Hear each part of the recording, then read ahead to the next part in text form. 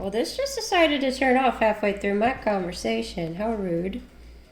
So, hope you at least got to see me cut that like I wanted you to. Next up is our onion.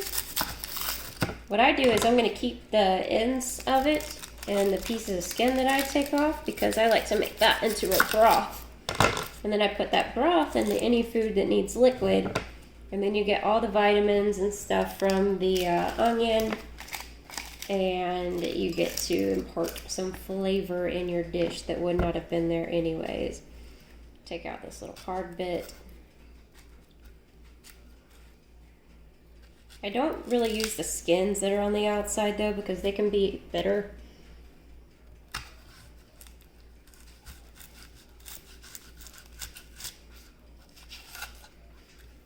Bam! I love the symmetry inside of vegetables. I think it's really pretty. Especially like red ones, like red cabbage, red onions. They're very beautiful, you know?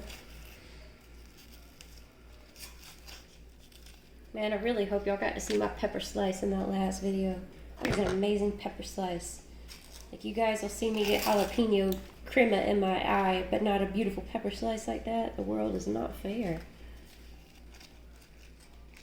Alright, we're just going to chop these up again. These do not need to be perfect at all. It's not like they're going to cook. Normally, whenever you're cooking them, you'd want it to be a very uniform size because you want them all to cook the same. And that one big onion is not going to cook the same as a smaller onion, right? It's going to take longer for the bigger one. So for these, it's not going to matter. We're just putting them on there raw. It's no big deal. I should have got a bigger cutting board. Plus, I think Craig likes chunkier vegetables, and I like smaller vegetables, so this also works out in that regard. Alright, it's looking like we have as much onion as we do red pepper in here, so I'm just going to save this other one for something else tasty that we'll inevitably make at some point. Pop that and put a top on it in a bit, and it'll go right into the fridge. So let's see, we've got both of these. What else should I add to it? We got black beans. We've already got cilantro in our sauce. It might be good. Maybe I'm finished with this. I'm going to put up my sour cream, my mayonnaise, and my garlic. Oh Lord, my eye hurts.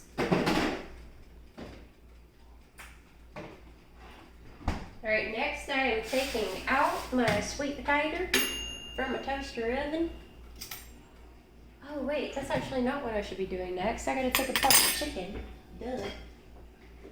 Now I went lazy with this. I'm just using a rotisserie chicken. It's already cooked, but it's been in our fridge.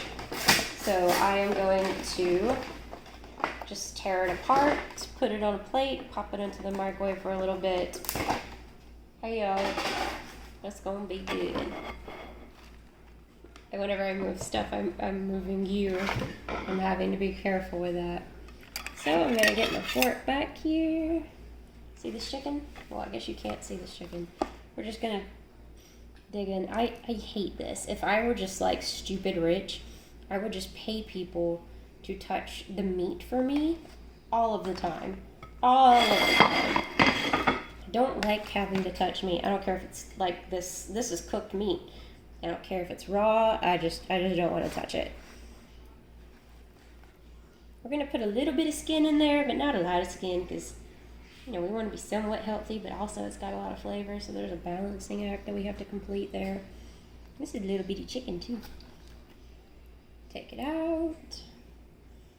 Again, I would pay someone to do this for me if I could. Or if you guys were here, just use, you know, free child labor. Hey. Take it apart, take it apart, take it apart, take it apart. The good thing about these is that it doesn't take long and that I'm also able to save the carcass. So I've always got like 2 of these in my freezer. And I use those to make the broth as well. So it's like chicken bones and a bunch of vegetable scraps that I use. Not every vegetable scrap. Like I wouldn't put a pepper in there. That would make it really bitter. But I will put onions and carrots and celery and things of that sort, or any type of leftover herbs. It is perfectione. I want to get enough chicken for 2 people. Because Craig's eating, but I'm eating too. Ew. Nasty. Mila, if you can hear her heels clicky clacking about down here, is having a very enjoyable time smelling all this and just praying that something falls. Craig says that we shouldn't let her eat stuff and if it falls, but sometimes I do. Sometimes I drop it on purpose. Don't tell him. It's just a little white lie, you know? It's not gonna hurt nobody. She's alright. Just a little cheeky cheek. Alright, Craig eats like a fiend, so I'm still gonna tear apart a little bit more. Also, please wash your hands all the time whenever you're cooking. I wash my hands more when I'm cooking than I do for the entirety of the rest of the day.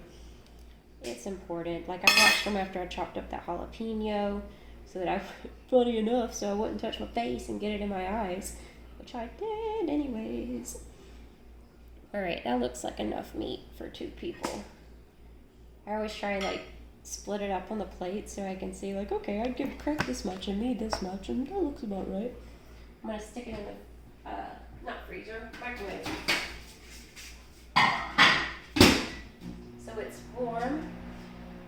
Because I love cold chicken. I love cold chicken more than I love hot chicken. But Craig is not of that same belief. So we will just let Craig have his hot chicken.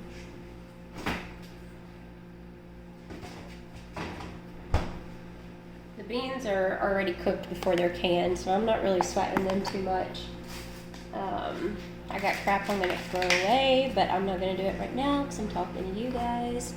Oh, I can pull apart my plate at least. We ran out of big plate, so I'm getting a little plate. Let me take these out and I'll be right there. I use that to pull out the thing. These suckers have been in there for like 2 hours. Because I put them in a toaster oven so it doesn't like heat up the whole house. Now it's done. Because like a sweet potato isn't gonna go bad because it's been in there too long. Like it's still gonna be fine. It's just gonna get mushier, which I am all right with because the whole point is let sweet potato get mushy. And if you can see it there, mushy it is. It's full on yam now. I'm just gonna let some of those juicy juices come on out of our tin foil. Something feels so like cheap about cooking with tin foil, but like everybody does it. I don't know why I feel ghetto for that. We're gonna pierce our sweet potato, open it up nicely just like that. Beautiful. Sweet potatoes are so daggone good for you. Throw some chicken up on that sucker. Nom nom nom nom nom. Then we're gonna get some of our raw vegetables. Again, adding that crunch. We want textural differences is really important. I don't like a meal that's all mushy.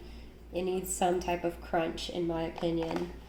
And so crunch, I shall give it. I want enough that we can get some onion and some pepper with every bite. Achieved. Throw some beans on top of these suckers.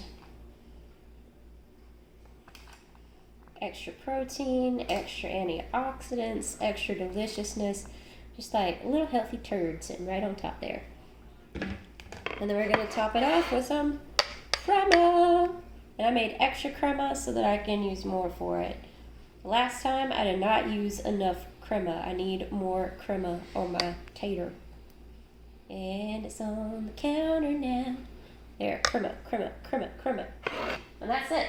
You can throw some cilantro on top if you want it to look pretty, but I just don't feel like it right now, so I'm not going to.